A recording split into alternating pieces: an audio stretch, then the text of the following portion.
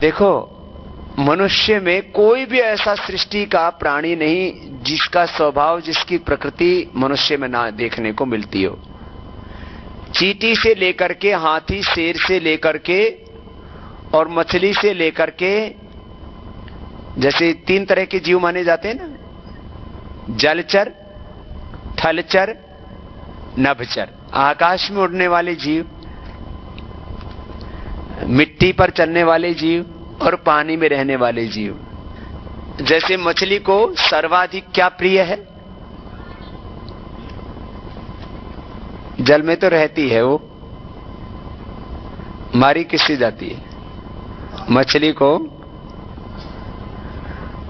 स्वाद से मारी जाती है, भौरा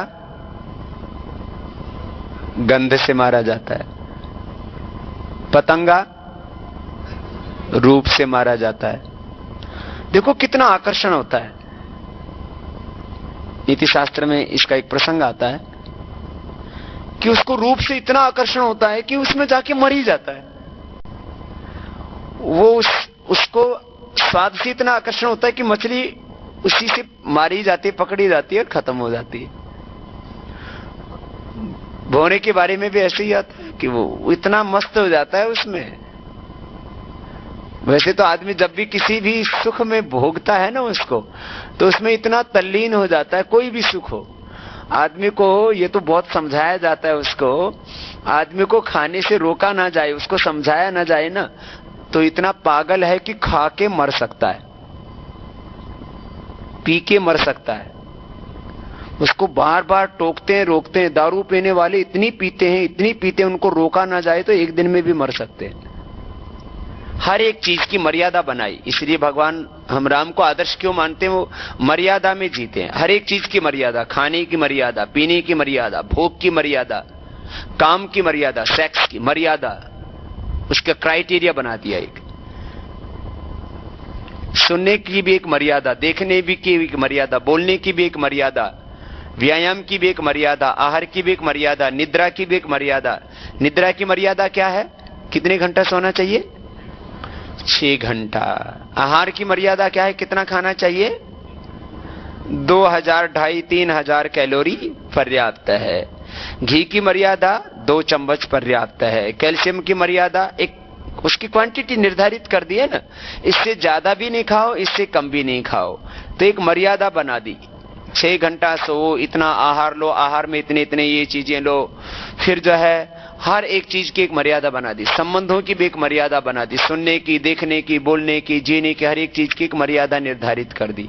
उस मर्यादा में रहेंगे तो ठीक ठाक रहेगा, उसका अतिक्रमण करते ही गड़बड़ हो जाएगा। तो खैर, मैं आपसे बात कर रहा था, मनुष्य में आपको चींटी का स्वभाव क्या है? इकट्ठा करना। तो आदमी में चींटी का स्वभाव है कि नहीं? है ना? पतंगे का स्वभाव है ना? आदमी को जो बहुत जो भोग, जो विषय बहुत प्रिय लगता है ना, उसको फिर छोड़ना ही नहीं चाहता। कोई कोई बहुत कामी है, कोई कोई बहुत क्रोधी है, कोई कोई बहुत लोभी है, कोई कोई बहुत मोही है ना? ऐसा देखने को मिलता है। और ये सारे सब जीवों का स्वभाव। कभी कभी आदमी इतना मस्त होता है हाथी जैसा, कभी कभी इतना आदमी जहां आक्रामक होता है सिंह जैसा। हर जीव जंतुओं का स्वभाव, गधे से लेकर के, गधे की तरह बार बार गलती करते हैं, फिर दोबारा उसको दोहराते।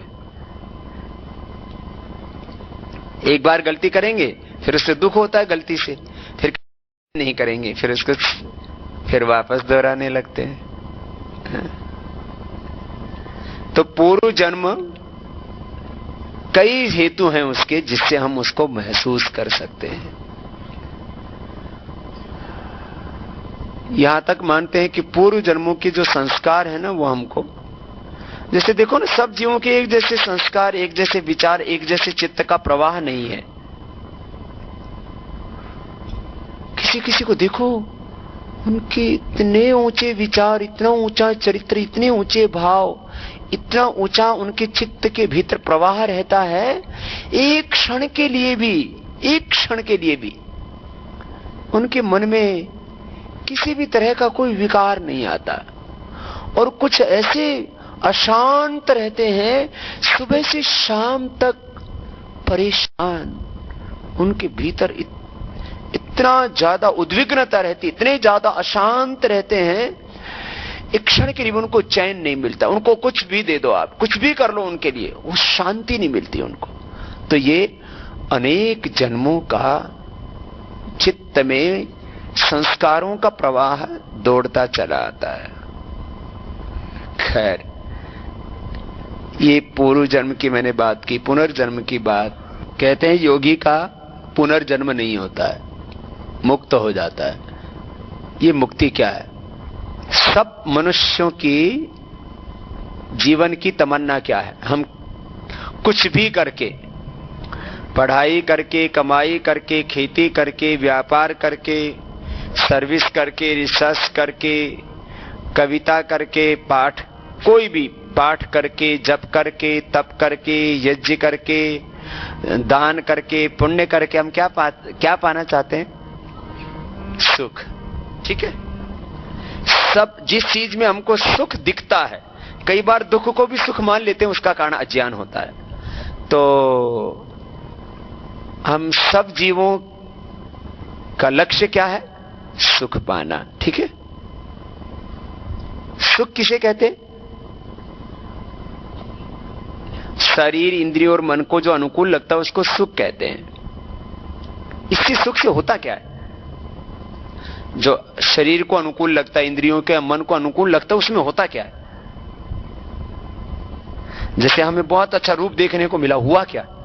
तो हमें सुख मिला, है ना?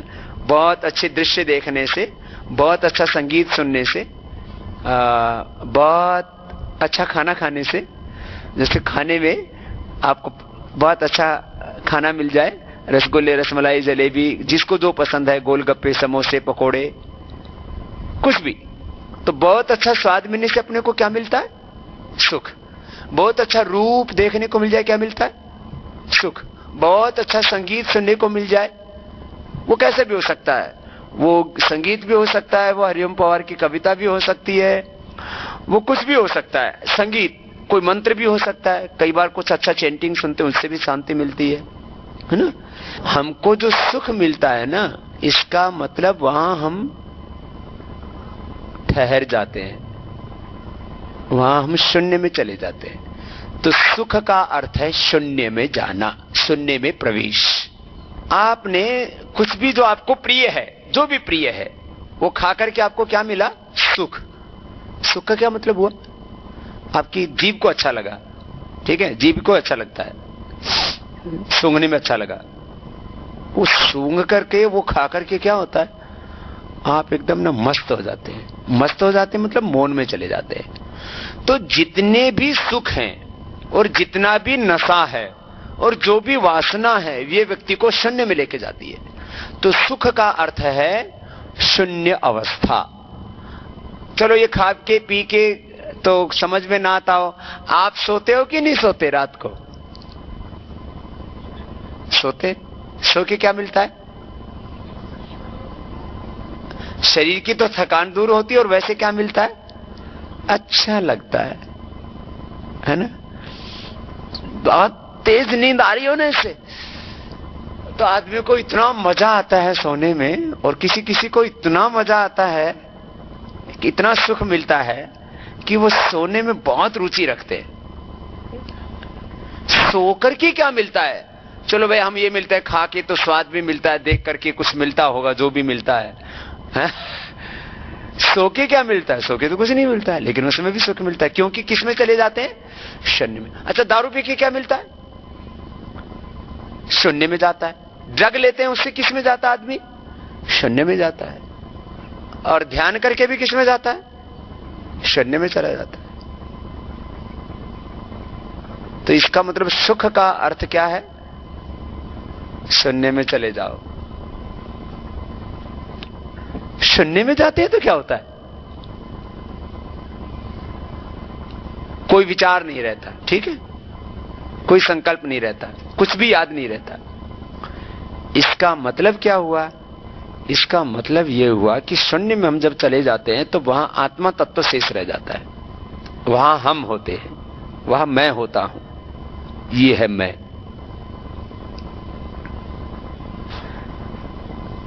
तो ये कैसे ये शून्य अवस्था कैसे पाई जाए हमेशा के लिए, इसमें रहा जाए तो इसी को बोलते हैं जीवन मुक्ति, इसी को बोलते हैं विवेक ख्याति, इसी को बोलते हैं भाई इसको ज्ञान हो गया, इसी को बोलते हैं ये मुक्त हो गया, इसी को बोलते हैं ये बुद्धत्व को प्राप्त कर लिया। जैसे आपने सुना ना गौतम बुद्ध को वो तप करने से क्या क्या हो गया था, संबोधि को प्राप्त हो गए, बुद्धत्व को प्राप्त हो गए थे। ये बुद्धत्व क्या है? यही आत्मा तत्व को उपलब्ध हो गए और 24 घंटा उसी में जीने लग गए।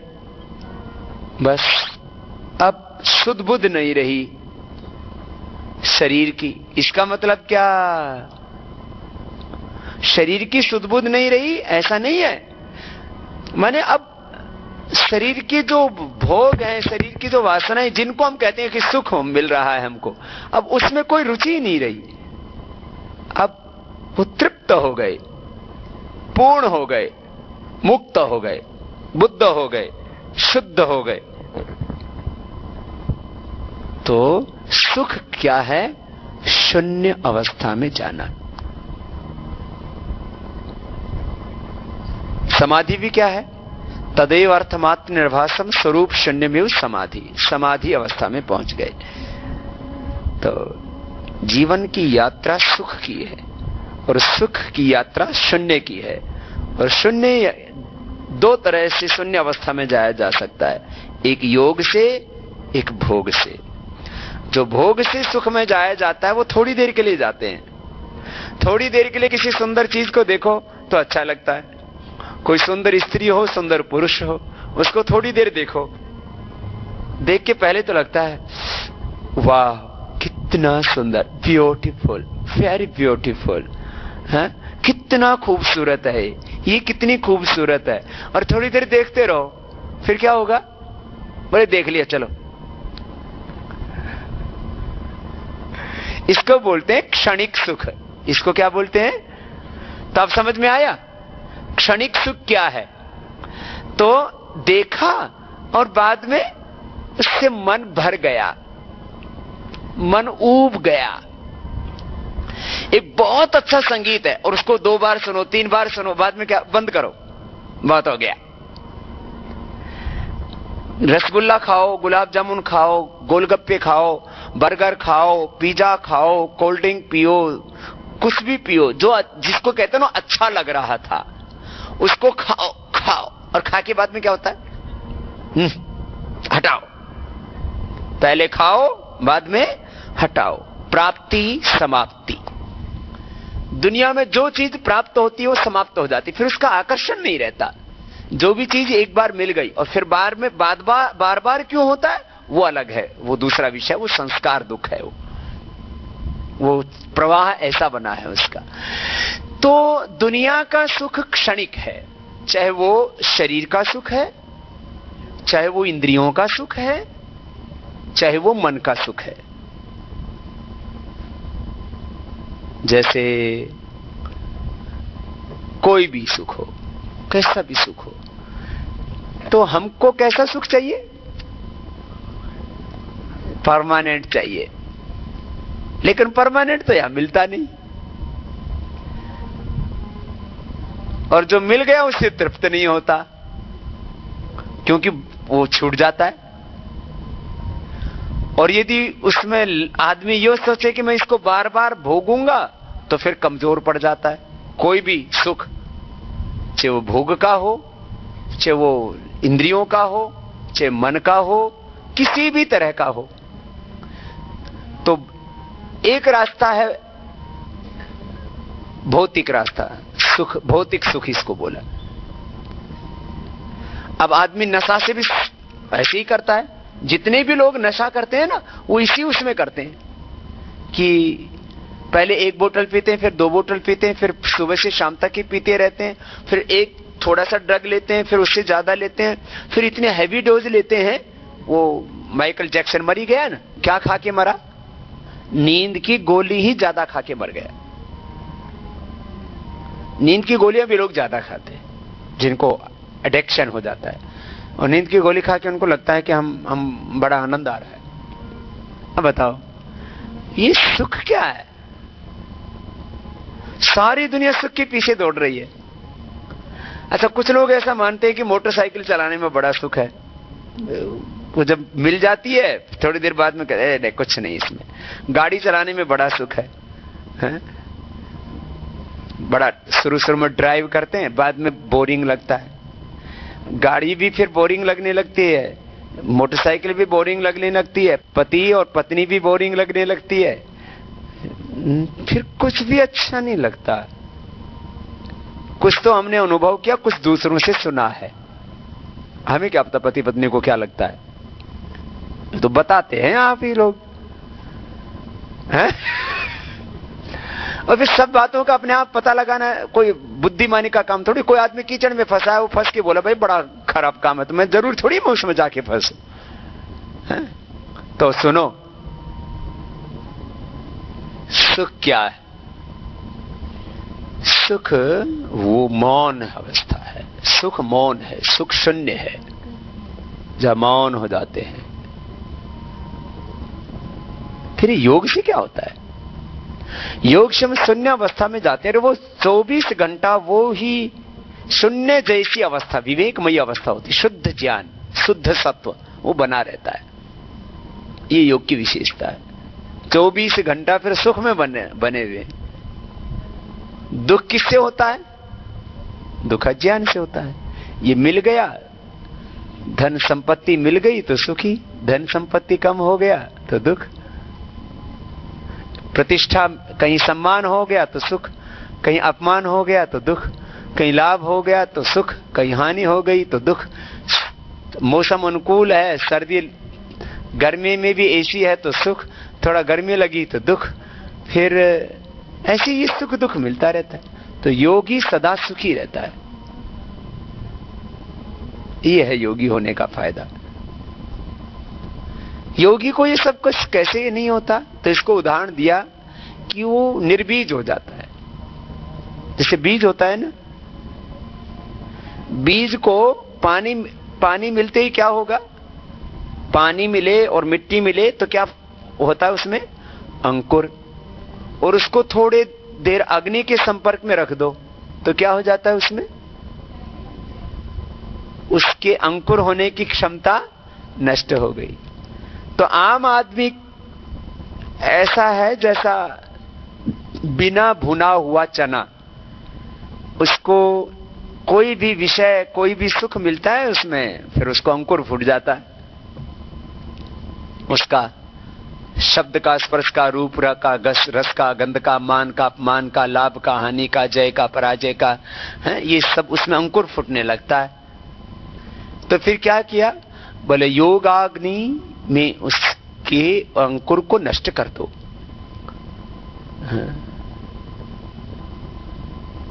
अनतस्य रोगो न जरा न मृत्यु प्राप्त योगाग्निमयम शरीरम निर्विचार वैशरद्य अध्यात्म प्रसादरितम रहा तत्र प्रज्ञा शतमान प्रज्ञाभ्याम अन्य विशेष विषा विशेषार्थत्वा तज्जय संस्कार अन्य संस्कार प्रतिबंधी तस्याप निरोधे सर निरोधा निर्बीजा समाधि। बोलिए निर्बीज समाधि हो गई। तो योगी के ऊपर फिर बोले असर नहीं होता। तो ऐसा हमारा मन हो जाता है, ऐसी हमारी चेतना हो जाती है, ऐसा हमारा विचार हो जाता है, ऐसा हमारा जीवन हो जाता है योग से कि फिर हमारे भीतर ये विकार फूटते नहीं, विकार उठते नहीं। जैसे एक व्यक्ति के शरीर में रोग हो सकता है ना, मैं तन की बात करता हूं फिर मन की बात करता हूं। हर आदमी के शरीर में अस्थमा हो सकता है ना, हर आदमी को टीबी हो सकता है ना, हर आदमी को मोटापा हो सकता है ना। बोलो ना, छोले भटूरे रोज खाओ, मक्खन रोज खाओ, खूब दबा दबा के खाओ, 99% लोग मोटे हो जाएंगे, 1% अपवाद है। जैसे कुछ ऐसे ही पतले पतले होते हैं, उनको चाहे घी में डुबो के रख दो, घी पिलाओ, घी से नुलाओ अपवाद होता है, उनका बॉडी का मेटाबॉलिज्म वैसे ही सेट हो जाता है। तो आप कोई भी मोटा हो सकता है ना, बोलो क्या करना पड़ेगा उसके लिए? खूब खाओ और मेहनत नहीं करो, ठीक है? तो कोई भी मोटा हो सकता है। किसी सबको शुगर हो सकता है ना, खूब चिंता करो, खूब चिंता करो, है ना? खूब गुस्सा करो, खूब गुस्सा करो, खूब चिंता करो, खूब उल्टा उल्टा सोचो। मैं मर गया तो क्या होगा, मेरा पति मर गया तो क्या होगा, मेरी पत्नी मर गई तो क्या होगा, मेरे बच्चे मर गए तो क्या होगा। कुछ लोग ऐसे ही सोचते हैं। हर आदमी के शरीर में रोग हो सकता है। हर आदमी के शरीर में क्या हो सकता है? शुगर करनी है तो खूब चिंता करो, ब्लड प्रेशर करना है तो खूब चिंता करो, आपको दमा करना है ना तो खूब धूल धक्कड़ में रहो और लंबा सांस मत भरो। कभी भी लंबा सांस मत लो, सांस दमा की बीमारी हो जाएगी। नहीं तो थोड़े दिन जो है, जहां ये खूब पोल्यूशन रहता है ना, वहां थोड़े दिन रहा करो, है? नहीं तो जहां गाड़ियों का बहुत धुआं आता है वहां बैठ जाओ फुटपाथ के ऊपर। आदमी को फेफड़े की बीमारी करनी हो तो बहुत पोल्यूशन में उसको रखो तो उसको बीमारी हो जाएगी। जिसको कैंसर करना हो तो क्या करो? कैंसर के 6-7 कारण बता रहा हूं। मोटा, खूब मोटे हो जाओ, खूब नमक खाओ, खूब, यदि को रेड मीट खाता है तो रेड मीट खाओ, फिर बीड़ी पियो, सिगरेट पियो, शराब पियो, और पोल्यूशन में बहुत रहो और चिंता बहुत करो। तो ये 7 कारण ऐसे हैं जिनसे किसी को भी कैंसर हो सकता है। लेकिन योगी को कोई बीमारी क्यों? उसके शरीर की क्षमता इतनी सबल होती है कि उसके ऊपर कोई बीमारी असर ही नहीं करती है। तनाव उसको होता नहीं है, कोई बैक्टीरिया का असर उसके ऊपर होता नहीं है, वायरस का असर होता नहीं है। वायरस अंदर जाता है उसी को मार देता है। आप सोचो, मैं कई बार सोचता हूं, इतने लोग मुझसे मिलते हैं, उनमें बहुतों को टीबी भी होता होगा। 100 में से 10 आदमियों को लगभग टीबी होता है, या तो है या हो सकता है, ऐसा होता है। और 100 में से 1 आदमी को तो करीब करीब टीबी होता ही है। इतने ज्यादा टीबी सबसे ज्यादा टीबी के मरीज हिंदुस्तान में है, और अच्छे घरों में भी है। किसी को ब्रेस्ट में, किसी को यूट्रस में, किसी को ओवरी में, किसी को ब्लड में, बोन्स में, अलग अलग जगह टीबी और कैंसर होने लग गया है। तो बहुत से लोग हमारे पास भी तो आते होंगे जिनको ये टीबी को, और उस ब्रह्म को जब समय देखते हैं ना, तो फिर कुछ पाना कुछ खोना शेष ही नहीं रहा। आदमी सब कुछ पाकर के भी अधीर और सब कुछ खो करके तृप्त है। ये है अध्यात्म। करता फिरता मेरा मेरी, करता फिरता मेरा मेरी, सांझ ढले उड़ जाना पंछी रे ये देश बेगाना, पंछी रे ये देश बेगाना, जिनके संग तू झूला डाली होकर मस्त दीवाना, जिनके संग तू झूला डाली होकर मस्त दीवाना, उड़ जाएगा हंस अकेला, उड़ जाएगा हंस अकेला, पिंजरा देख पुराना, पंछी रे देश बेगाना, पंछी रे देश बेगाना, छोड़ के पिंजरा उड़ जा पंछी, कर ले और ठिकाना, ओ छोड़ के पिंजरा उड़ जा पंछी, कर ले और ठिकाना, ऐसा राग सुना रे जिससे ऐसा राग सुना रे जिससे मिट जाए आना जाना। पंछी रे देश बेगाना, पंछी रे देश बेगाना। करता फिरता मेरा मेरी, करता फिरता मेरा मेरी, सांझ ढले उड़ जाना। पंछी रे देश में गाना, पंछी रे देश में गाना। जीवन के दिन चार पंछी उड़ जाना, जीवन के दिन चार पंछी उड़ जाना।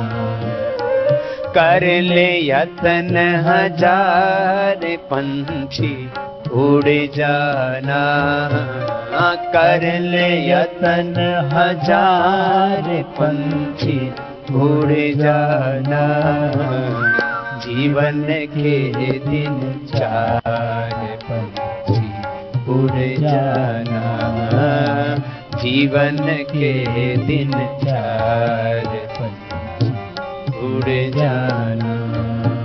जब पिंजरे से उड़ कर जाए, जब पिंजरे से उड़ कर जाए, पकड़ो कितना हाथ न आए, पकड़ो कितना हाथ न आए। जब पिंजरे से उड़ कर जाए, पकड़ो कितना हाथ न आए।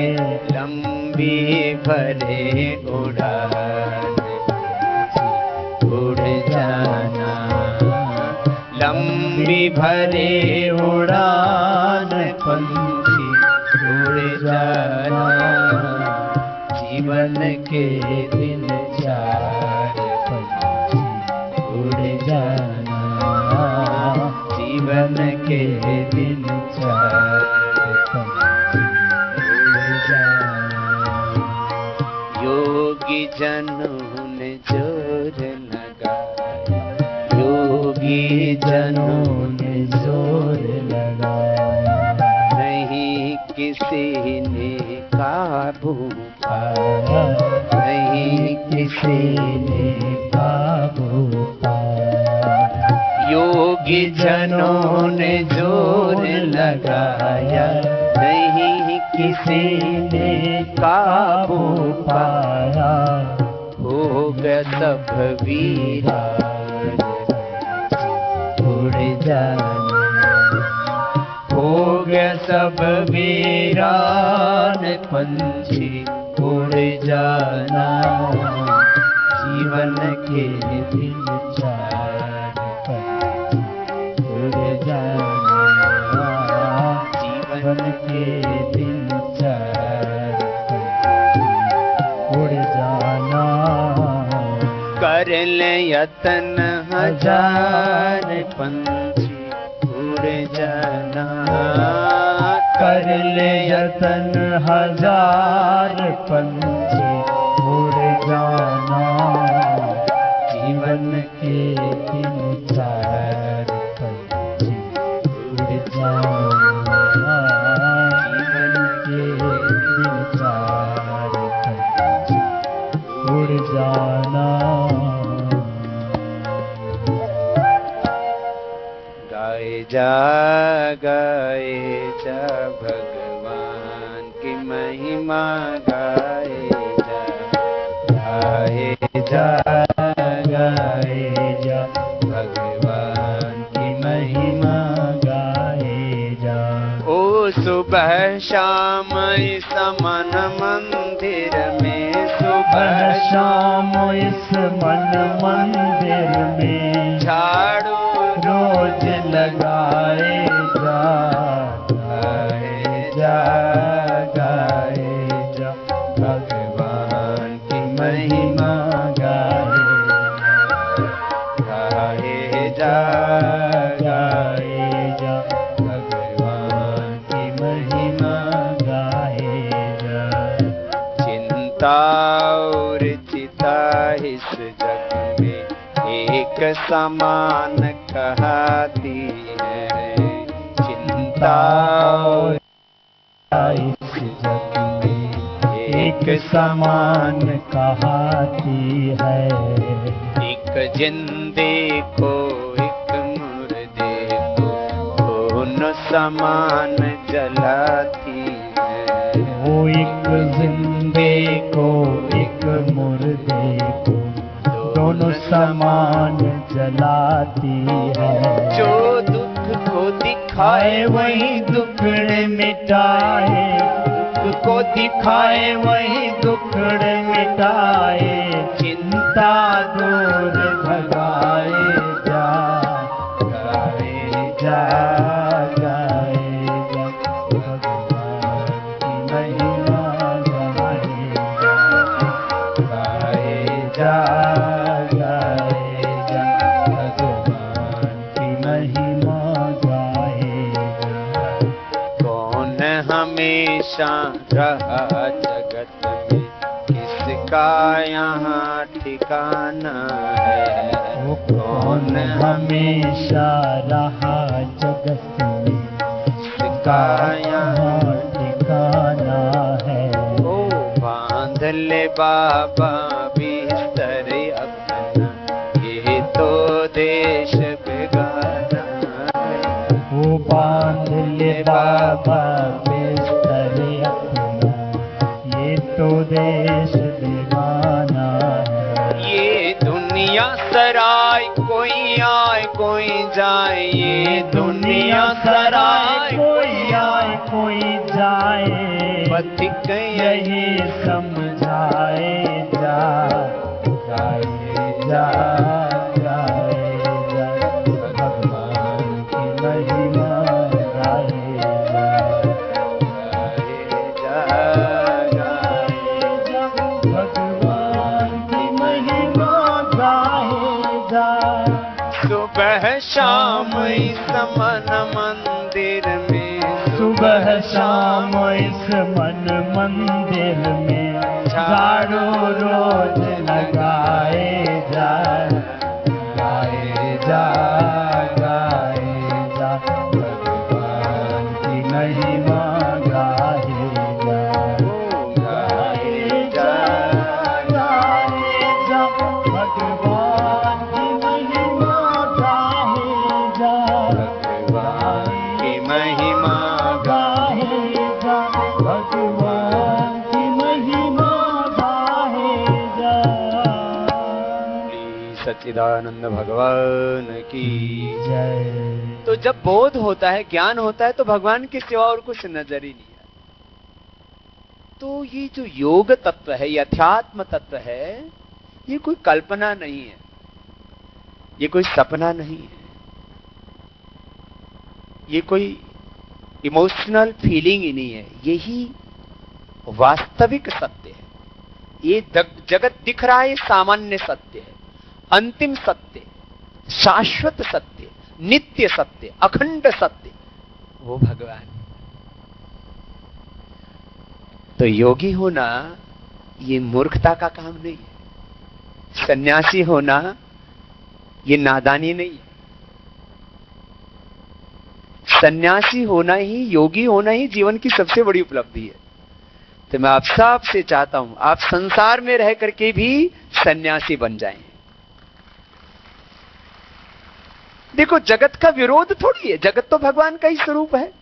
तो जब जगत भगवान का ही स्वरूप है, तो पत्नी, पति, पिता, पुत्र, माता सब भगवान के ही रूप है। तो उनमें वो भाव आपके भीतर आ जाए तो आप गृहस्थ सन्यासी हो जाए। हमारे जितने भी ऋषि मुनि थे, सब क्या थे? गृहस्थ थे। और सब क्या थे? ब्रह्मत्व को उपलब्ध थे। हम भगवान राम को अपना आराध्य मानते हैं, उनको इष्ट मानते हैं, उनको अपना आदर्श मानते हैं। तो भगवान राम जी ने भी किससे शादी की? सीता मैया से। लेकिन उनके जीवन में इतनी पावनता थी, उनकी वाणी, उनका विचार, उनका आदर्श, जीवन का कितना मर्यादा। अब उनको महल भी ऐसे ही थे और उनको जंगल भी ऐसे ही थे, पर्ण कुटीर में रह के भी मस्त और महलों में भी मस्त। उनके लिए वनवास कोई दुख का विषय नहीं था। कोई पिता की आज्ञा मान करके वो वन में चले गए, ऐसा ही नहीं, उनके लिए एक ही समान है। अब मुझे आप पतंजलि पीठ में रखो, मुझे किसी दलित वाल्मीकि के घर में रखो, वनवासी के घर में रखो, किसी झोपड़ी में रखो, महलों में रखो, क्या फर्क पड़ता है? अपने को तो जमीन पर सोना है। तो श्री राम जी भी जमीन पर सोते थे, उनको कोई मतलब ही नहीं था महलों से। भगवान करे ऐसे ही राजा हिंदुस्तान में दोबारा से आ जाए तो अपना देश स्वर्ग बन जाए। इसीलिए अच्छा, हम सन्यासी होकर के भी इस काम में क्यों लगे? क्योंकि हमको इस धरती पर भगवान का ही साम्राज्य चाहिए। ईश्वर ने एक न्याय व्यवस्था बना रखी। भगवान के बनाए हुए जीवों के साथ कितनी क्रूरता हो रही है। गौ माता के साथ, सभी पंछियों के साथ, सबके कत्ल खाने खोल दिए गए, उनको बर्बरता पूर्वक काटा जाता है, मारा जाता है, खाया जाता है। जीवों के साथ कितनी क्रूरता हो रही है, बर्बरता हो रही है।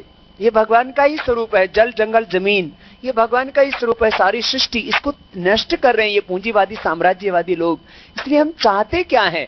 ये जो पूंजीवादी साम्राज्यवादी, उपभोक्तावादी, बाजारवादी, भोगवादी, भौतिकवादी जो लोग जल, जंगल, जमीन और सारी दुनिया की संपत्ति, अर्थव्यवस्था पर एकाधिकार स्थापित करके इसको क्रूरता, बर्बरता से नष्ट करना चाहते हैं। हम चाहते हैं कि सारी धरती पर सब सुखी रहें, सबको सम्मान पूर्वक, स्वाभिमान पूर्वक जीने का अधिकार मिले। इसलिए ब्रह्म भाव और ये आंदोलन भी अलग नहीं। कुछ लोग कहते बाबा आपने क्या बखेड़ा ले लिया? मैंने कहा ये बखेड़ा तो भगवान राम जी ने भी किया था, बताओ। भगवान कृष्ण जी ने भी किया था, हनुमान जी ने भी किया था। भगवान कृष्ण जी ने योगी होकर के सुदर्शन चलाए, मैं तो वो भी नहीं चला रहा। मैं तो भगवान कृष्ण का ही वंशज हूं, हम सभी उन्हीं के कुल वंश खानदान के हैं, और मैं तो सुदर्शन नहीं चलाता, मैं तो किसी को हत्या भी नहीं कर रहा हूं। भगवान कृष्ण ने तो पता नहीं कितने लोग मरवा दिए थे। भगवान कृष्ण लाखों करोड़ों का वध करके योगी कहलाते हैं, सुदर्शन चक्र चला करके। और मैं कहता हूं बुरे लोगों को सत्ताओं से हटा दो, इसमें ही मैं बुरा हो जाता हूं। ये तो ठीक नहीं है। देखो भगवान शिव योगी होकर के तांडव करते हैं और सारे असुरों का संहार कर देते हैं। परित्राणाय साधूनां विनाशाय तदुष्कृतां धर्म संस्थापनार्थाय संभवामि युगे युगे। यदा यदा हि धर्मस्य ग्लानिर्भवति भारत अभ्युत्थानम् धर्मस्य तदात्मानं सृजाम्यहम्। हम सब जीव उसके लिए तो मस्त रहो ना। तो सब में ब्रह्म भाव देखो। तो बोले बाबा जी फिर ये भी तो, ये लूटने वाले, घोटाला करने वाले भी तो ब्रह्म ही हैं। हम कब कहते हैं वो ब्रह्म नहीं है? हम भी उनको ब्रह्म ही बनाना चाहते हैं। उनके ब्रह्म भाव कम हो गए, इसलिए उनमें ब्रह्म भाव लाना चाहते हैं। ब्रह्म भाव माने पवित्रता का भाव, सच्चाई का भाव। यही योग है, यही अध्यात्म है। और इससे भगवान को जब इस रूप में देख लेते, ये भगवान का विराट रूप है। गीता में भगवान श्री कृष्ण ने भगवान का विराट रूप का दर्शन करवाए। वृक्षों में क्या हूं मैं? अश्वत्थ हूं। नदियों में क्या हूं? गंगा हूं, जाह्नवी हूं। सारे ब्रह्मांड में बोले मैं ही हूं। ब्रह्मार्पणम ब्रह्म हवि, गीता का श्लोक है। सब बोलेंगे मेरे साथ, ब्रह्मार्पणम ब्रह्म हवि, ब्रह्मणाग्नौ ब्रह्मणाहुतम, ब्रह्मेव तेन गंतव्यम, ब्रह्म कर्म समाधिना। सब में ब्रह्म, अन्नम ब्रह्मेति, ये उपनिषद में कहा। सब भगवान का ही स्वरूप है। अब ये उपनिषद में पढ़ रहा था तो यहां अन्न के बारे में कहा। तुम खाते हो ना, रोज भोजन करते हो ना, तो उपनिषदों में अन्न के बारे में शिक्षा दी गई। अन्नम बहु कुर्वीत अन्नम न परिचक्षीत, अन्नम न निंद्यात एतद् व्रतम। अन्न ब्रह्म है और उसको खूब बढ़ाओ। खाते समय ऐसे भाव से खाओ तो खाना भी पूजा हो जाएगी। चलना फिरना उठना बैठना सब। यत् करोसि यदस्नासि यज्जुहोसि ददासि यत् तपस्यसि कौन्तेय तत्कुरुष्व मदर्पण। मेरे साथ बोलो, यत् करोसि यदस्नासि यज्जुहोसि ददासि यत् तपस्यसि कौन्तेय तत्कुरुष्व मदार्पणम। चलना फिरना भगवान की परिक्रमा कर रहे हैं, सो रहे हैं तो उसी को दंडवत कर रहे हैं। संतो सहज समाधि भली, कबीरदास का एक पूरा भजन है। संतो सहज समाधि भली, उठते बैठते सोते जागते, स्नान कर रहे तो उसी का अभिषेक कर रहे हैं, देख रहे तो उसी का दर्शन कर रहे हैं। अब मंदिर में तो एक क्षण देखते हो, फिर वो मूर्ति पाषाण की प्रतिमा है। तुम पाषाण प्रतिमाओं में जब दर्शन करके तृप्त हो जाते हो, उनको तो घड़ने वाला कोई कारीगर है। यद्यपि पाषाण तो भगवान ने ही बनाया है, लेकिन उसमें भगवान जिनको हम ऐसे देवी देवता मान लेते हैं, उनके रूप किसने घड़े? कारीगर ने। कोई मूर्ति सांस लेती है? कोई मूर्ति खाती है? कोई मूर्ति के ब्रेन के अंदर कोई फीलिंग है? और ये मूर्तियां किसने बनाई? तो ये जितनी भी मूर्तियां हैं, ये सब भगवान की मूर्तियां हैं। इनका जब भी दर्शन करो तो लगे कि भगवान का दर्शन हो रहा है। ये चलती फिरती मूर्तियां, सांस लेती हुई मूर्तियां, खाती पीती मूर्तियां, हर मूर्त में उसकी सूरत नजर आए। ये ब्रह्म भाव 24 घंटा बना रहे। कण कण में जो रमा है, हर दिल में है समाया। गाइए। कण कण में जो रमा है, हर दिल में है समाया। उसकी उपासना ही कर्तव्य है बताया। कण की उपासना ही कर्तव्य है बताया। कण कण में जो रमा है, हर दिल में है समाया। कण कण में जो रमा है, हर दिल में है समाया।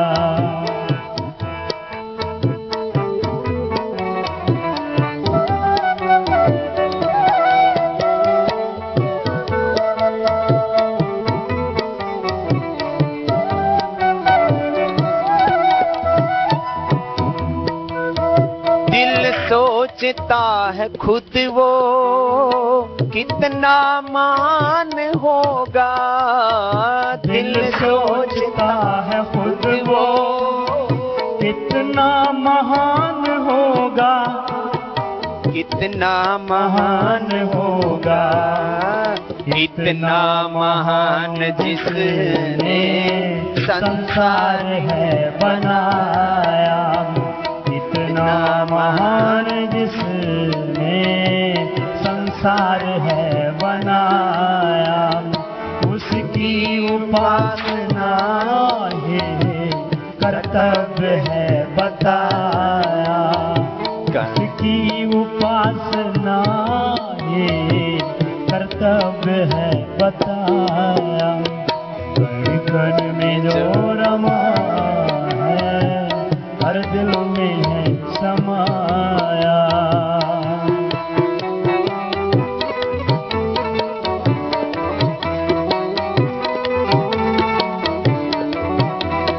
एक पल की रोशनी से सारा जहान चमका।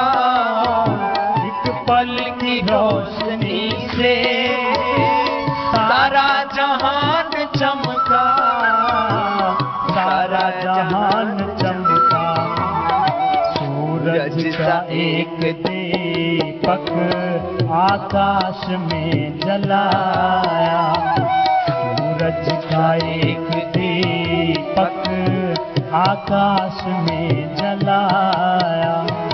उसकी उपासना है कर्तव्य कर्तव्य है बताया, उसकी उपासना ही कर्तव्य है बताया। कण कण में जो रमा है, हर दिल में है समाया।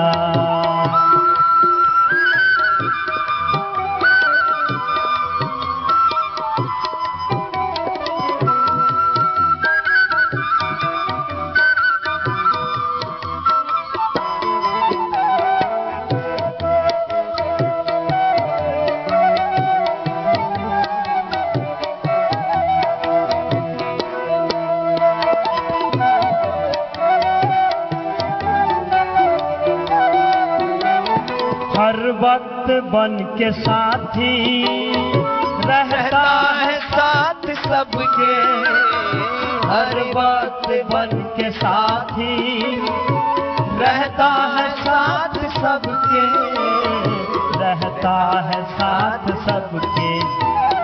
नादान पथिक उसे को तू जानने न पाया, नादान पथिक उसको तो जानने न पाया।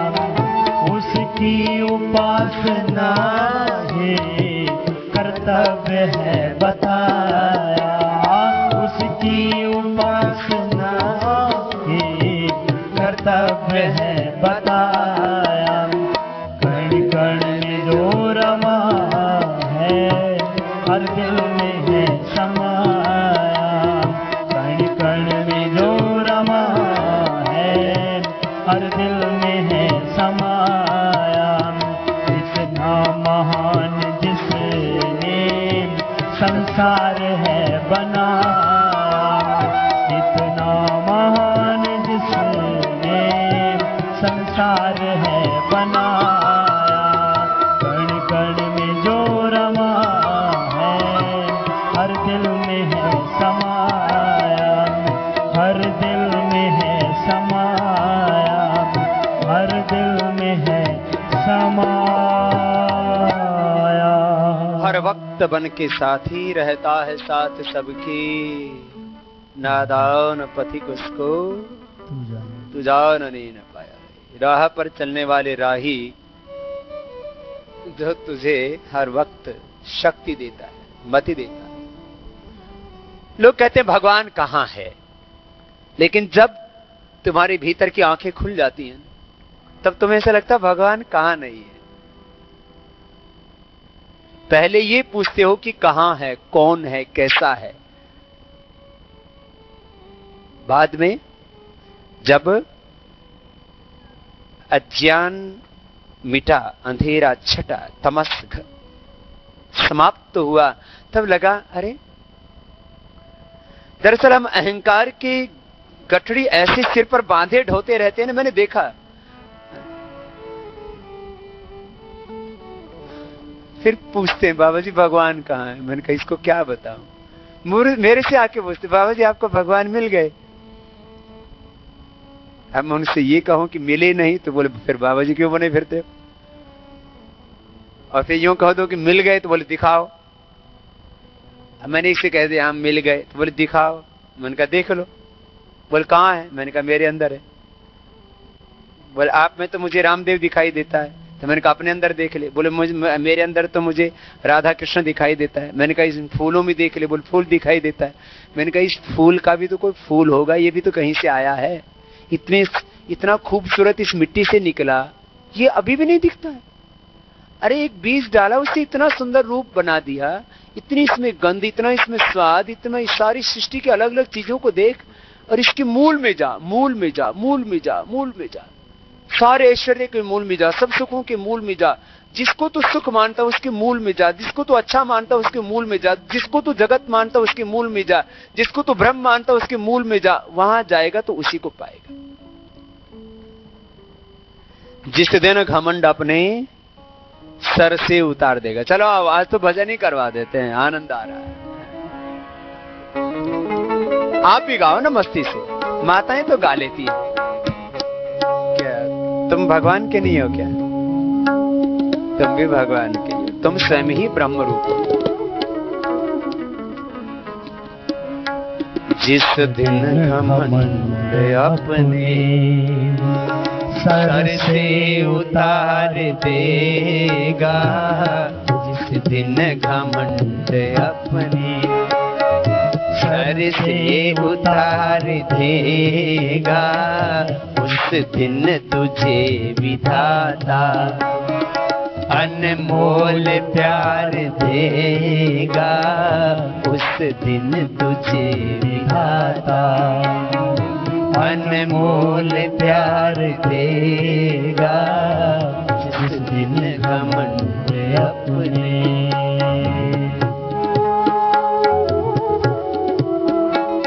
ये नवधा भक्ति में कीर्तन आता है।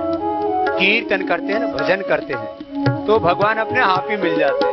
वो मिले हुए हैं, बस उसको तो महसूस करना है, कहीं जाना थोड़ी है, बस उसको तो अपने भीतर ही पाना है।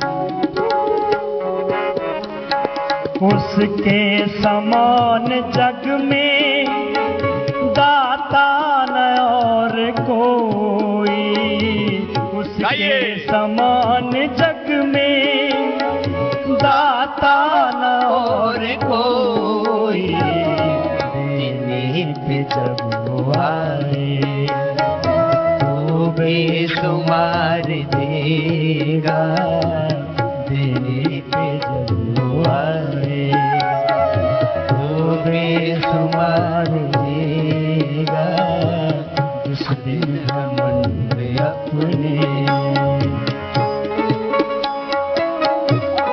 तुम्हारी औकात से ज्यादा दिया उसने, कभी भी सोच के देख लेना। मैंने तो यही पाया, अपनी औकात से ज्यादा भगवान ने हमें सदा दिया, और फिर भी उसको ना जाने, उसको ना माने, फिर क्या दोष।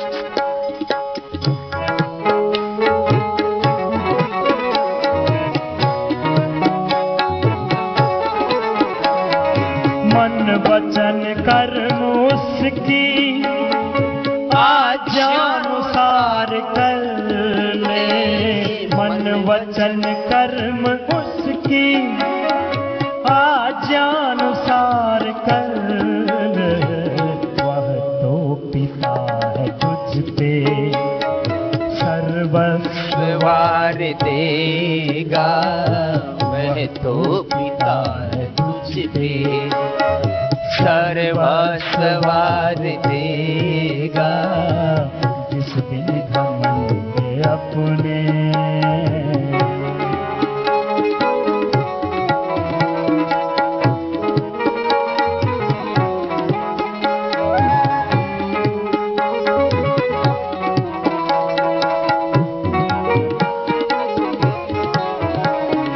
भगवान छोड़ साथी इंसान को बनाया, भगवान छोड़ साथी इंसान को बनाया, सुख में ये साथ देगा, दुख में भी साथ देगा, सुख में ये साथ देगा, दुख में भी साथ देगा, जिस दिन घमंड अपने।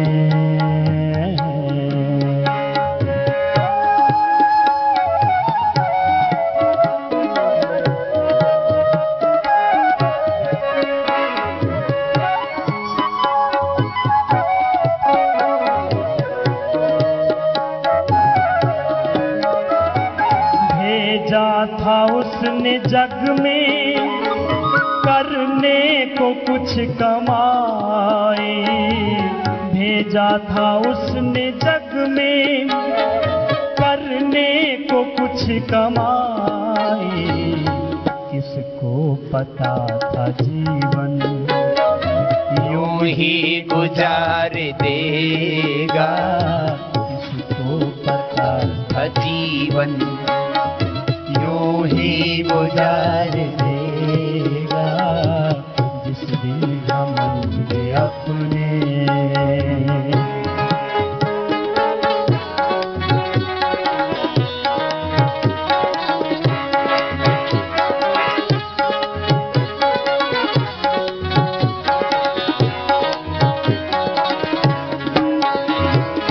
अंतिम समय कहेगा नेकी कमा लो, लेकिन अंतिम समय कहेगा नेकी कमा लो, लेकिन एक पल पथिक न कोई जीवन उधार देगा, एक पल पथिक न कोई जीवन उधार देगा।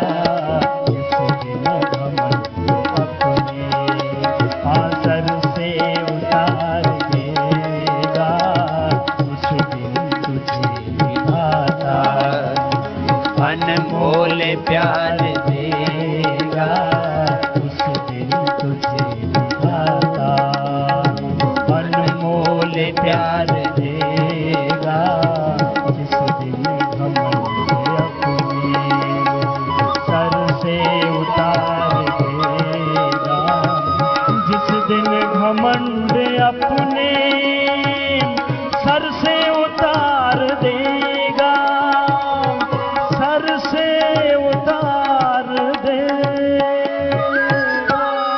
महात्मा गांधी जी ने भी कहा, ऋषभ ऋषियों ने भी कहा, भगवान ने हमें बुद्धि दी थी कि हम उससे उसकी पहचान कर सके। भगवान को जानने के लिए कम, हमेशा उसको भुलाने के लिए इस बुद्धि का ज्यादा इस्तेमाल करते हैं। एक बोला, बाबा जी भगवान है क्या? मैं इसका बताओ ना। मैंने कहा जो तेरे अंदर ये सोचने का सामर्थ्य दिए रहने की वो क्या है, कौन है? ये बुद्धि तो दी थी भगवान ने पहचानने के लिए, तू इसका इस्तेमाल कर रहा है उसको भुलाने के लिए, तो तेरा दोष है। भगवान ने ये संसार फंसाने के लिए नहीं बनाया था, उसको उस सबको अपनी ओर बुलाने के लिए कि मेरी छोटी छोटी चीजों में जब तुझे इतना सुख मिल रहा है, जब पुरुष में इतना सुख है, उस परम पुरुष में कितना होगा। जब एक इन माताओं में जिनको आप अलग अलग रूपों में स्वीकार करते हो इतना सुख है, तो उस जगदम्बा में कितना सुख होगा, जो सबको बनाने वाली माँ है, जो सबको बनाने वाला पिता है, जिसके बनाए हुए सोना चांदी में तुम्हें इतना सुख मिलता है, उसको बनाने वाला जो है उसमें कितना सुख होगा, जिसने ये सारा संसार बनाया।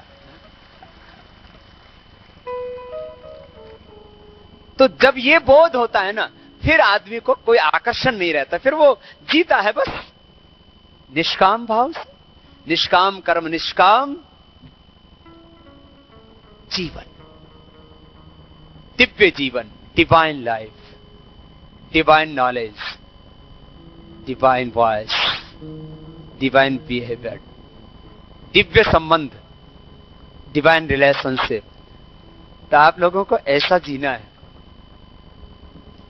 दिव्य संबंध स्थापित हो जाएं। 24 घंटा अखंड भाव बना रहे तो बोलो कितना आनंद आएगा। काम करो ना, खूब करो, खूब खेती करो, खूब उद्योग करो, खूब उद्योग लगाओ, बिजनेस करो, व्यापार करो, धंधा करो, अनुसंधान करो, काम करो, सर्विस करो, प्राइवेट जॉब करो, सरकारी जॉब करो, खूब पढ़ो, खूब पढ़ाओ, खूब योग करो, खूब कराओ, सब करो। और सब करते करते मन कहाँ रहे? भगवान में। जैसे माताएं बहनें ना खूब काम करती हैं, छोटा बच्चा होता तो ध्यान कहाँ रहता है? हमेशा बच्चे में। सब काम करते हुए पत्नी में ध्यान रह सकता है, पति में ध्यान रह सकता है, बच्चे में ध्यान रह सकता है। हम सब काम करते हैं लेकिन हमारा ध्यान अपने सब बच्चों में, तुम्हारे यहाँ लिए है। हमारी ये करुणाएं तो है जो हमें मौन नहीं रहने देती, नहीं तो क्या क्या पाना है। मेरे मित्र मुझसे कहते हैं, बाबा जी आप क्यों पागल हो रखे हो, ये दुनिया सुधरने वाली नहीं है। मैंने कहा मुझे सुधारने के लिए भी कुछ नहीं करना, मुझे बिगाड़ने के लिए भी कुछ नहीं करना, मैं तो अपना कर्तव्य पूरा कर रहा हूं। जैसे सूरज सबको रोशनी देता है, वो हिंदू के घर में भी जाता है, वो मुसलमान के घर में भी प्रकाश जाता है, वो पापी के घर में भी प्रकाश जाता है, वो पुण्य आत्मा के घर में भी प्रकाश जाता है। मुझे अपना काम करना है बस। और मैं नहीं करूंगा तो क्या होगा? मेरे एक मित्र ने कहा आप इतना सब कुछ क्यों करते हो? एक मेरे मित्र आए 20 साल के बाद, ये देखा पतंजलि योगपीठ प्रथम चरण, द्वितीय फर्स्ट फेज, सेकंड फेज, फिर योगग्राम, फिर पदार्था, फिर फार्मेसी, फिर गौशाला, फिर ये सब। बोले ये कैसे हो गया? मैंने कहा पता नहीं कैसे हो गया। फिर बोले क्यों कर रहे हो? मैंने कहा मैं नहीं करता तब क्या कर लेता? मान लीजिए मैं ऐसे ही बैठा रहता, ओम ओम ओम ओम ओम ओम ओम भूर्भुवः स्वः तत्सवितुर्वरेण्यं भर्गो देवस्य धीमहि धियो न प्रचोदयात्। मैं नहीं करता तो कोई कहीं दूसरे लोक में चला जाता, मैं स्वर्ग में मुक्ति में चला जाता। ना मुझे मुक्ति चाहिए ना मुझे बंधन चाहिए, मैं तो अपना कर्तव्य मान के काम कर रहा हूं। मैं सोचता हूं ऐसे ही सब करते रहें तो भी उद्धार है। अपना काम, अरे हाथ दे रखे इसलिए काम करता हूं। काम क्यों करते हैं भाई? हाथ दे रखे, जुबान क्यों बोलते, क्यों जुबान दे रखी है, देखते क्यों, आंख दे रखी है। भगवान बंद कर देगा, देखना बंद कर देंगे, बोलना बंद कर देगा, बोलना बंद कर देंगे। भगवान ने दिया है इसलिए करते, इसमें कौन सी बात है? लेकिन करो कैसा जिससे कि अपनों और सबको सुख मिले, बस। तो कुछ अध्यात्म समझ में आए, भगवान जी समझ में आए। तो सब में वही है, उसी का सब कुछ है, एक में अनेक है। उस एक ही ब्रह्म में अनेक रूप देखो और अनेक रूपों में उस एक ही रूप को देखो।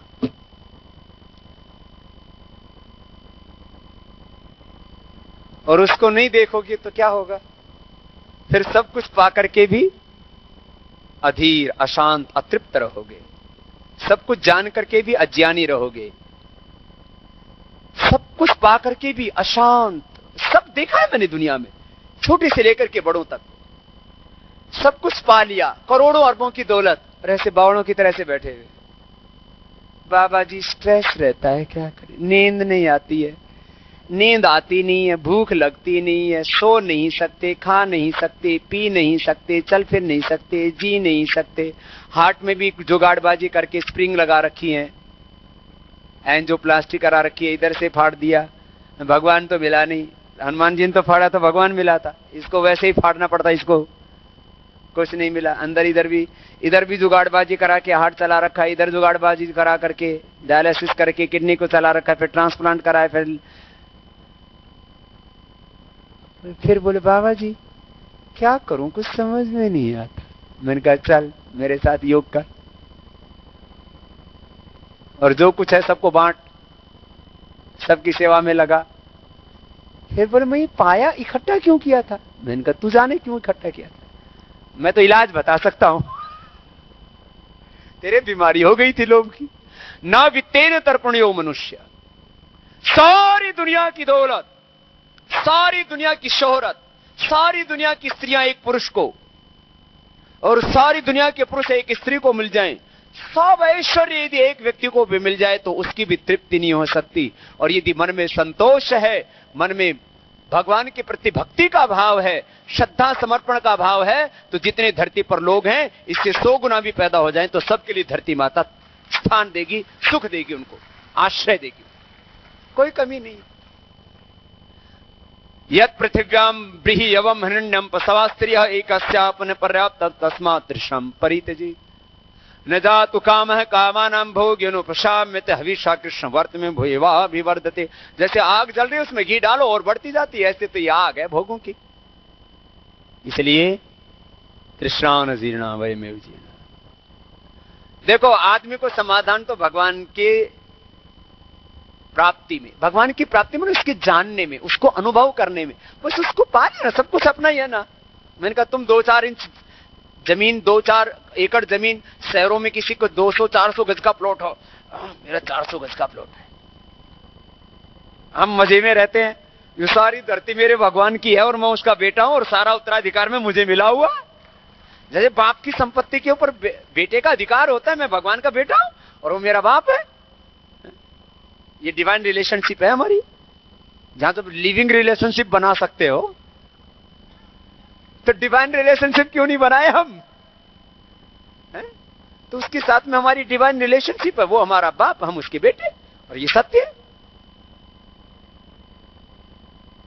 तो मुझे खूब आनंद है क्योंकि सारी जमीन मेरी भगवान की है, मेरी है।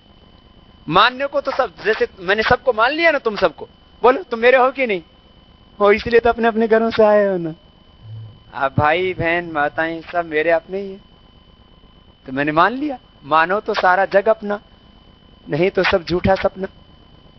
तुम सम कौन उदार परम प्रभु, तुम सम कौन।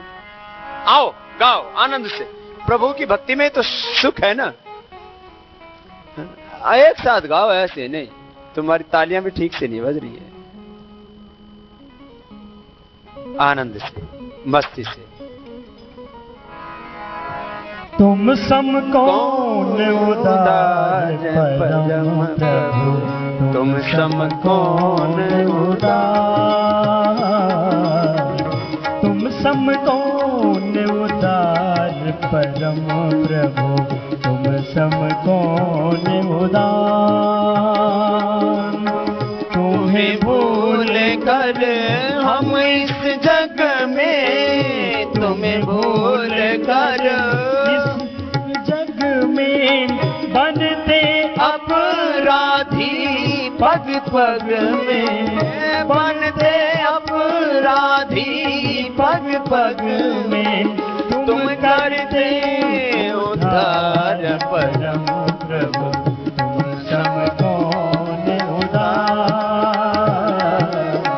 तुम सम कौन उदार परम प्रभु, तुम सम कौन उदार।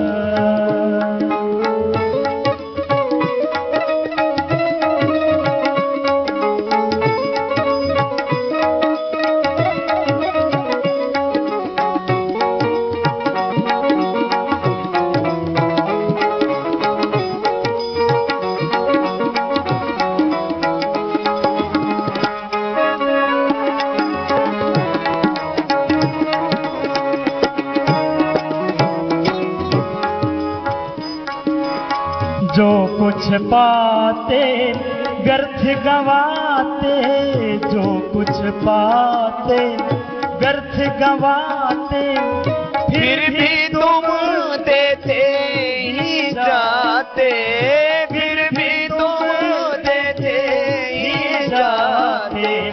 ऐसा अनुपम प्यार परम प्रभु, तुम सबको निउदार,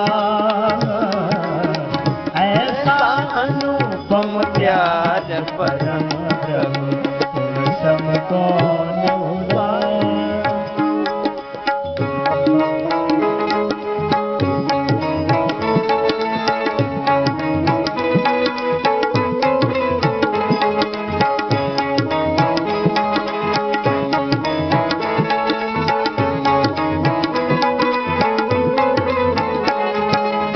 कितने अधम पतित होकर हम, कितने अधम पतित होकर हम, जब आते सन्मुख रोकर हम, जब आते सन्मुख रोकर हम, तुम करते स्वीकार परम प्रभु, तुम सबको निउदार, तुम करते स्वीकार परम प्रभु, तुम सबको निउदार, तुम सबको निउदार प्रभु, तुम सबको निउदार।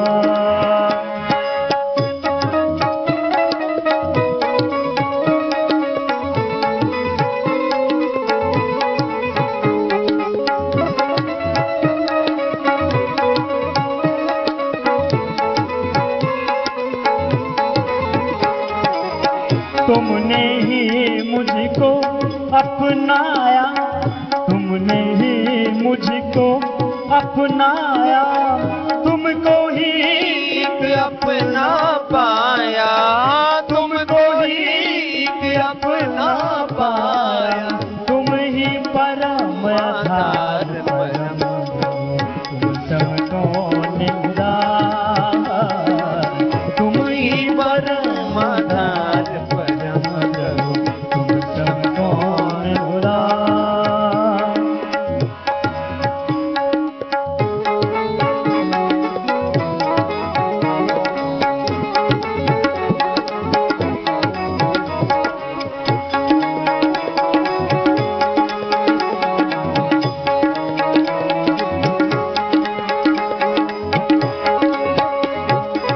तुम बिन कुछ भी लगे न प्यारा, तुम बिन कुछ भी लगे न प्यारा।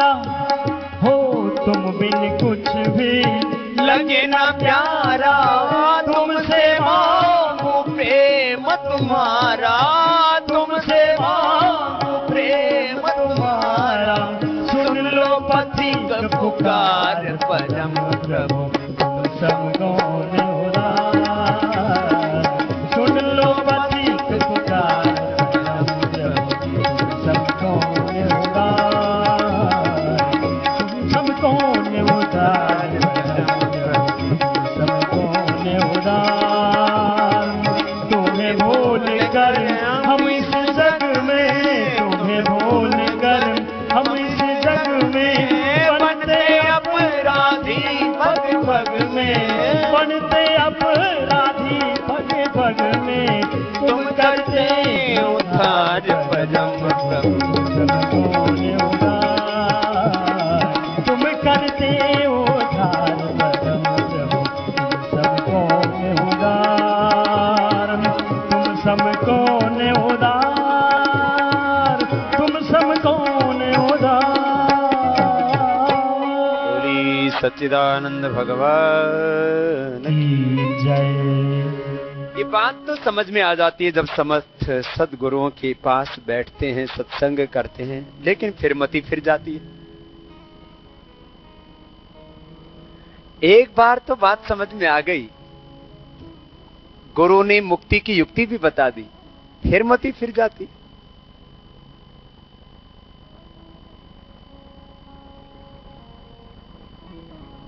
क्या करें? इसलिए एक बार जो निश्चय हो गया ना, फिर उसको अखंड बनाए रखो। रोज गुरुओं का ध्यान करो, रोज सत्कर्म करते रहो, नहीं तो ये पता नहीं मन कहां लेकर के चला जाए। बहुत बार हम निश्चय करते हैं, बहुत बार हम निष्कर्ष पर पहुंच जाते हैं। देखो, बार बार प्रश्न उठते हैं, बार बार तर्क वितर्क हम करते हैं, फिर एक निर्णय पर पहुंच जाते हैं, फिर वहां ठहर जाओ। बार बार प्रश्न करते हैं तो फिर समाधान आ गया ना, भी प्रश्न करके आपको समाधान तक लेकर गए। केनिशितम पतत प्रेषितम मनः केन प्राणः प्रथम प्रहित युक्तः केनिशितम वाचमिमां वदन्ति चक्षुः श्रोत्रम कुदेवीन। उपनिषदों में भी बार बार ये प्रश्न किए गए, और जब एक समाधान तक पहुंच गए ना, फिर वहां ठहर जाओ, नहीं तो फिर कोई ठिकाना नहीं है। योग चित्तवृत्ति निरोध, योग नाम है चित्तवृत्ति निरोध का, योग नाम है ठहरने का। भोग क्या है? वृत्ति सारूप मित्र, तो जमन में आए उधर ही बह जाते हैं, फिर लुटपिट करके फिर कहते हैं ये क्या किया मैंने। इसलिए फिर मत कहना कुछ कर न सके, ये जीवन अब तक संवर न सके। चलो इस प्रार्थना के साथ आज के इस भक्ति संध्या को समापन की ओर आगे बढ़ाते हैं। जो एक बार जागरण हुआ है अंतर में, अब सोना नहीं। यो जागार तम ऋचः कामयन्ते, यो जागार तमुस्सामानयन्ति, यो जागार तम ऋचः कामयन्ति, यो जागार तमुस्सामानयन्ति, यो जागार तमयं सोम आह तवाहमस्मि सखी न्योका। उत्तिष्ठत जाग्रत प्राप्य व्रान्यबोधत, क्षरस्य धार निशिता दुरत्यया, दुर्गम पथस्तत्कवयो वदन्ति। एक बार जागे, अब सोना नहीं, अब जीवन को व्यर्थ खोना नहीं। ऐसा नहीं कि फिर जब होश आया तब सब कुछ लुट जाए। फिर मत कहना कुछ कर न सके। आओ, ये एक साधु वेश में एक पथिक, एक बहुत अच्छे संत जी थे। वो ये भजन बार बार गाया करते थे कि लोग जाग जाएं, सोए हुए तमस में, अज्ञान में, भोगों में वासना खोए हुए। हमारे गुरुजी ने भी भजन सुना, वो घर छोड़ के भाग गए। आप लोग भागना मत हो भाई, लेकिन जागना जरूर। फिर मत कहना कुछ कर न सके,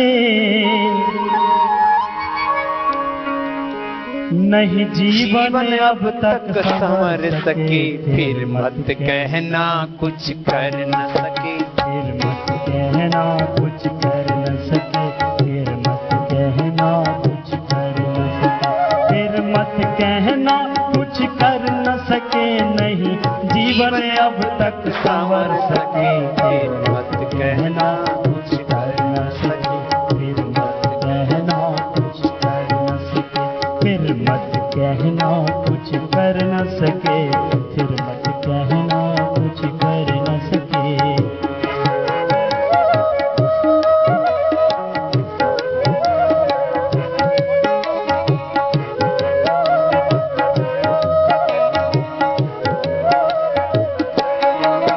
जब नर्तन तुम्हें निरोग मिला, सत्संगति का भी योग मिला। जब नर्तन तुम्हें निरोग मिला, सत्संगति का भी योग मिला, फिर भी प्रभु कृपा अनुभव करके, फिर भी प्रभु कृपा अनुभव करके, यदि भव सागर तुम तर न सके, फिर मत कहना कुछ कर न सके, फिर मत कहना कुछ कर न सके, फिर मत कहना कुछ कर न सके, फिर मत कहना कुछ कर न सके।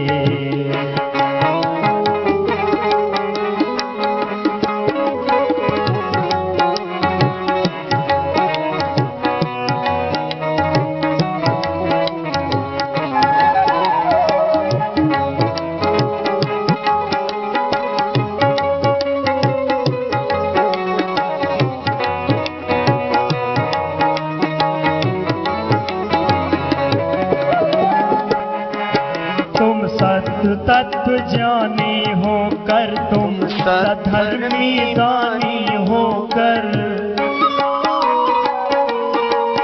तुम सत्य तत्व ज्ञानी होकर तुम सधर्मी दानी होकर, यदि सरल निरभिमानी होकर,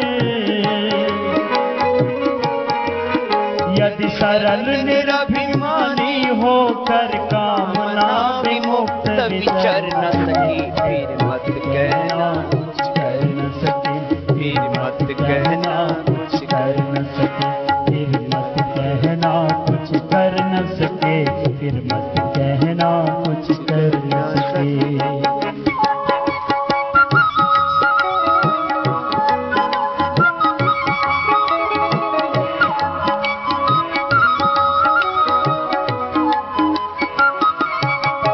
जग में जो कुछ भी पाओगे सब यही छोड़ कर जाओगे, जग में जो कुछ भी पाओगे सब यही छोड़ कर जाओगे, पछताओगे तुम यदि अपना, हो पछताओगे तुम यदि अपना पुण्यों से जीवन भर न सके, फिर मत कहना कुछ कर न सके, फिर मत कहना कुछ कर न सके, फिर मत कहना कुछ कर न सके, फिर मत कहना कुछ कर न सके।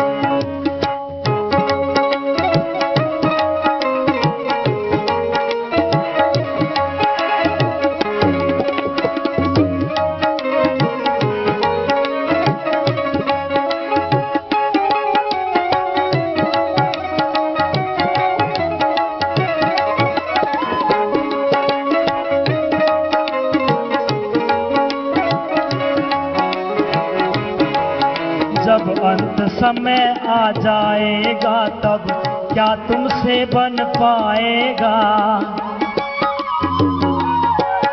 जब अंत समय आ जाएगा तब क्या तुमसे बन पाएगा, यदि शक्ति समय के रहते ही,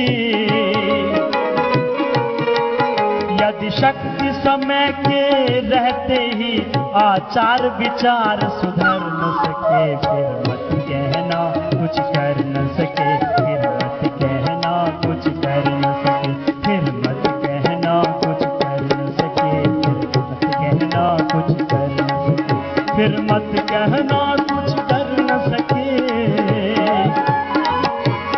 ओ फिर मत कहना कुछ कर न सके, नहीं जीवन अब तक संवर सके, फिर मत कहना कुछ कर न सके, फिर मत कहना कुछ कर न सके, फिर मत कहना कुछ कर न सके, फिर मत कहना कुछ कर न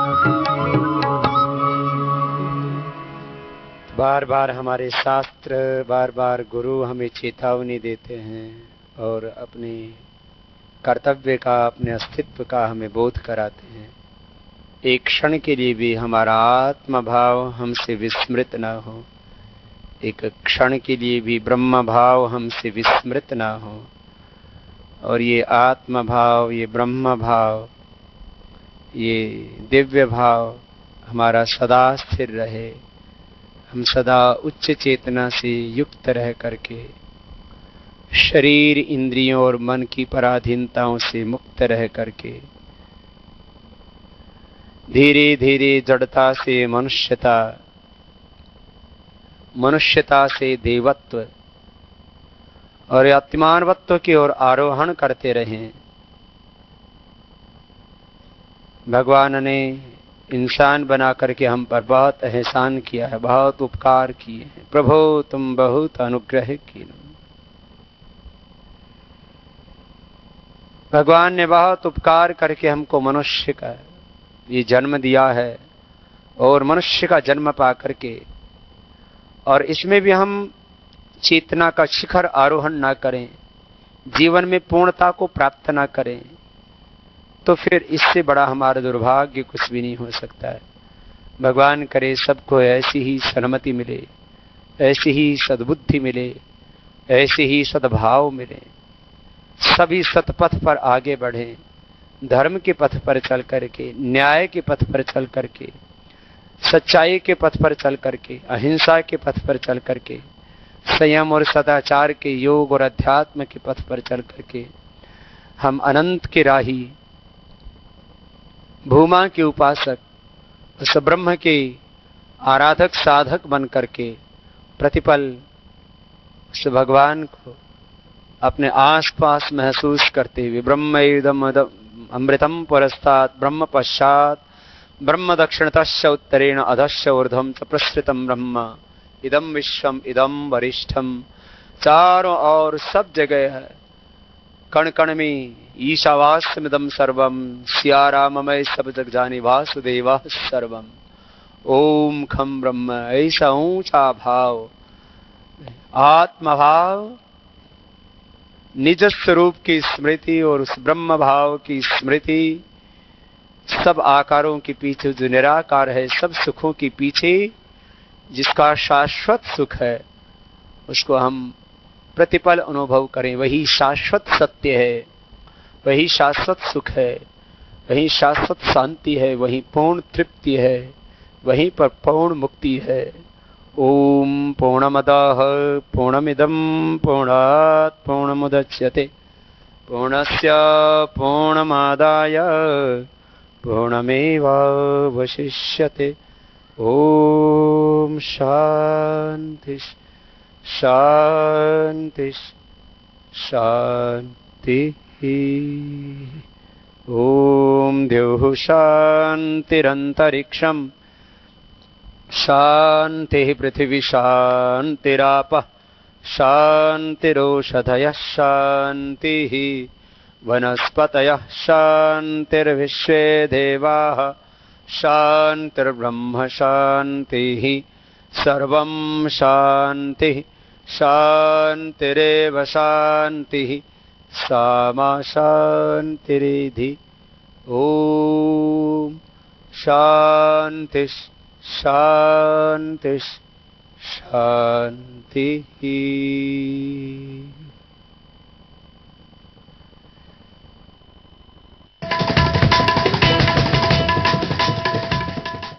भारत हमारी माँ है। ये वीर वीरांगनाओं एवं ऋषि ऋषिकाओं की जननी है। आज माँ भारती संकट में है। कुछ भ्रष्ट व बुरी ताकतें भारत माँ को बर्बाद करने में लगी है। देश में जल, जंगल, जमीन, भू संपदाएं एवं प्राचीन ज्ञान को कुछ ताकतवर पूंजीवादी तानाशाही लोग लूटने में लगे हैं। ये अंतर्राष्ट्रीय पूंजीवादी क्रूर ताकतें भारत सहित पूरी दुनिया का परोक्ष रूप से संचालन कर रही हैं और पूरी दुनिया के साधारण लोगों का हक छीनकर विश्व को नर्क बना रही हैं। यही पूंजीवादी लोग भारत सहित पूरी दुनिया में राजनैतिक, आर्थिक, सामाजिक तथा नैतिक षड्यंत्र करके गरीब, मध्यम वर्ग, धर्म, अध्यात्म, मानवता एवं राष्ट्र प्रेम के भाव, विचार व संस्कारों को नष्ट करके राष्ट्रवाद, अध्यात्मवाद व मानवतावाद के स्थान पर भोगवाद व साम्राज्यवाद को स्थापित करने में लगे हैं। एक तरफ पूरी दुनिया के लगभग 700 करोड़ साधारण आम लोग हैं, वहीं दूसरी तरफ ये 700 अंतर्राष्ट्रीय पूंजीवादी तानाशाह। भारत में भी एक तरफ करीब 125 करोड़ आम लोग हैं तथा दूसरी तरफ ये लगभग 125 ताकतवर पूंजीवादी भ्रष्ट लोग हैं जो 121 करोड़ लोगों का हक छीन रहे हैं और इनको आर्थिक व सामाजिक न्याय से वंचित कर रहे हैं। आम लोगों को न तो इन वैश्विक षड्यंत्रों की समझ है और न ही कोई प्रामाणिक रूप से इसे समझाने का साहस कर पाता है, क्योंकि ये क्रूर ताकतें अपनी राह में आने वाले अच्छे लोगों को बर्बरता के साथ खत्म कर देती है।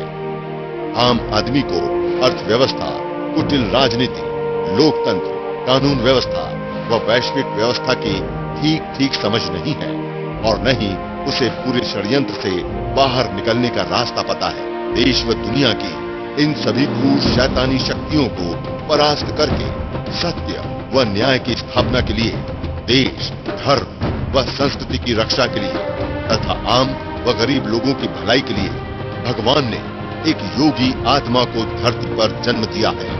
भागवत शक्ति संपन्न राष्ट्रभक्त, मानवतावादी व राष्ट्रवादी इस महान सन्यासी का साथ देने के लिए जो भी क्रांतिकारी, आध्यात्मिकवादी व राष्ट्रवादी भाई बहन गुरु पूर्णिमा को दीक्षा लेकर इस राष्ट्र के लिए अपना जीवन अर्पित करना चाहते हैं, उनको हम गुरु पूर्णिमा महोत्सव 3 जुलाई को पतंजलि योग पीठ में आमंत्रित करते हैं। पूर्ण शांत व एकाग्रचित होकर आप भी अपनी अंतर आत्मा की आवाज या पुकार सुनिए और सोचिए कि क्या इस राष्ट्र यज्ञ व ईश्वरीय कार्य में आपको भी अपने जीवन की आहुति अर्पित करनी चाहिए। यदि आपके भीतर भी ये पुकार व ईश्वरीय संदेश उठ रहा है कि मुझे भी इस योगी के साथ खड़ा होकर अपना संपूर्ण जीवन भारत माता के लिए अर्पित कर देना चाहिए, तो आप गुरु पूर्णिमा को पतंजलि योग पीठ हरिद्वार में अवश्य आएं। बीमारी, सड़क दुर्घटना व सांप आदि के काटने से लाखों लोग हर वर्ष मौत के मुंह में समा जाते हैं। आपका जीवन यदि देश, धर्म, अध्यात्म व मानवता को बचाने तथा करोड़ों आम लोगों को सुख पहुंचाने में लगता है, तो इससे बड़ा जीवन का दूसरा उद्देश्य नहीं हो सकता। गुरु पूर्णिमा उत्सव पर अपना जीवन राष्ट्र यज्ञ में समर्पित करने वाले भाई बहन अधिक जानकारी के लिए संपर्क करें।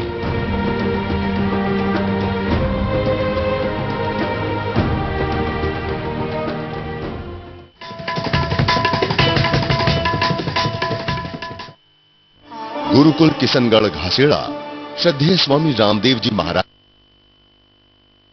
हरियाणा प्रांत में शिक्षा के क्षेत्र में अग्रसर है। यहाँ के बच्चे ज्ञान एवं शिक्षा दृष्टिकोण से पूरे हरियाणा में सबसे आगे हैं। गुरुकुल में प्राचीन व आधुनिक शिक्षा का समन्वय करके विद्यार्थी का सर्वांगीण विकास किया जाता है। हरियाणा विद्यालय शिक्षा बोर्ड द्वारा मान्यता प्राप्त इस गुरुकुल में संस्कृत, संध्या यज्ञ व प्रवचन के माध्यम से विद्यार्थियों में श्रेष्ठतम भारतीय संस्कार दिए जाते हैं। वहीं दूसरी ओर अंग्रेजी, विज्ञान, गणित व कंप्यूटर आदि शिक्षा के द्वारा उन्हें किसी भी प्रतियोगिताओं में आगे रहने की प्रेरणा दी जाती है।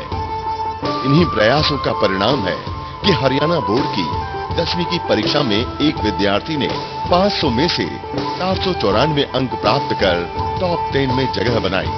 10वीं की परीक्षा में गुरुकुल में 34 विद्यार्थियों में से 30वें मेरिट में स्थान पाया है। 90% अंक पाने वाले 10 बच्चे भी इसी गुरुकुल के हैं। गणित में 100% अंक पाने वाले 10